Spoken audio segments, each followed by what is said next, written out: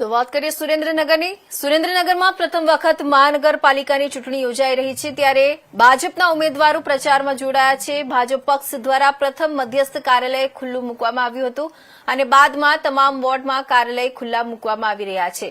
Ward number 1માં ઉમેદવારો દ્વારા કાર્યાલય ખુલ્લું મૂકવામાં આવ્યું હતું. પૂર્વ પ્રમુખ જસુભા ઝાલાના પુત્ર ભગીરથસિંહ ઝાલા આ વોર્ડમાંથી ચૂંટણી લડી રહ્યા છે. વોર્ડ નંબર 1માં કાર્યાલય ઉદઘાટન શહેરી વિકાસ મંત્રી દર્શનાબેન વાઘેલાના હસ્તે કરવામાં આવ્યું. કાર્યાલય ઉદઘાટનમાં મોટી સંખ્યામાં મતદારો અને કાર્યકરો ઉપસ્થિત રહ્યા હતા અને જીતનો વિશ્વાસ વ્યક્ત કર્યો હતો. શહેરી વિકાસ મંત્રી દર્શનાબેન વાઘેલાએ મહિલા બિલ બાબત પર કોંગ્રેસ પર પ્રહારો કર્યા હતા અને કહ્યું હતું કે મોદી સરકારના સારા કામમાં હંમેશા રોડા નાખે છે.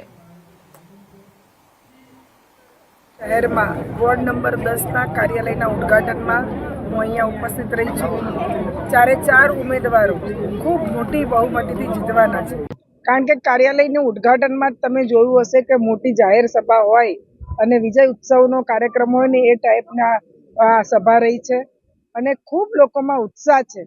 અને જે ઉમેદવારો અમારા છે ઉમેદવારો માટે એમને પણ એમ છે કે સારા ઉમેદવાર અમને મળ્યા છે, અમારું કામ થશે, માટે જ અહીંયા બધા જ લોકો ઉત્સાહથી જોડાયા છે.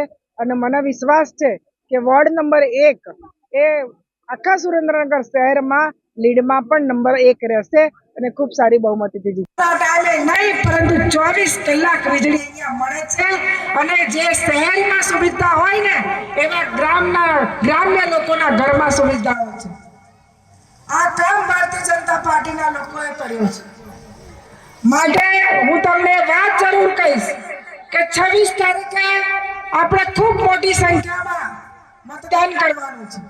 અહીંયા મોટી સંખ્યામાં બહેનો બેઠી છે ને, એટલે એક વાત કહીશ તમને કે આજે અહીંયા પેનલમાં 2 બહેનો છે અને 2 ભાઈઓ છે.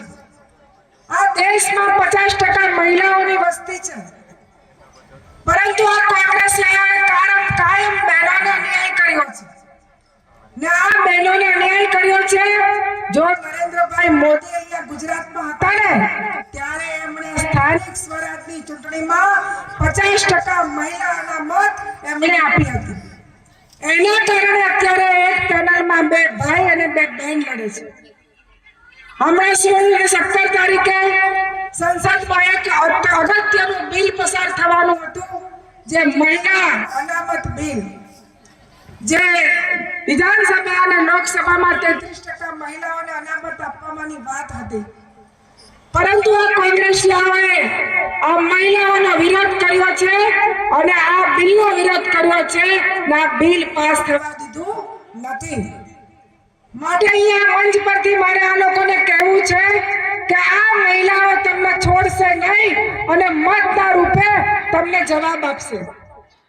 મહિલાઓના હક અને મહિલાઓ આ ફિલ્ડમાં સારી રીતે કામ કરે અને આગળ વધે એ આ વિરોધ પક્ષના લોકો ચાહતા નથી. માટે જ એમણે આ બિલ આવી રીતે નકાર્યું છે.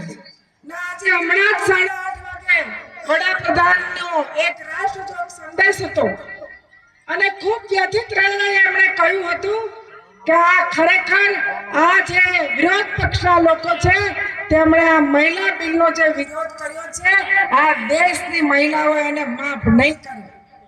અને અહીંયા હું પણ કહું છું કે અમે જંપીશું નહીં, પરંતુ અમે આ બિલ જ્યારે પણ ભારતીય જનતા પાર્ટીની સરકારની કેન્દ્રમાં બહુમતી આવશે ત્યારે અમને અમારા વડાપ્રધાન શ્રી નરેન્દ્રભાઈ મોદી પર વિશ્વાસ છે. ફરીથી આ બિલ લાવી અને આ મહિલાઓને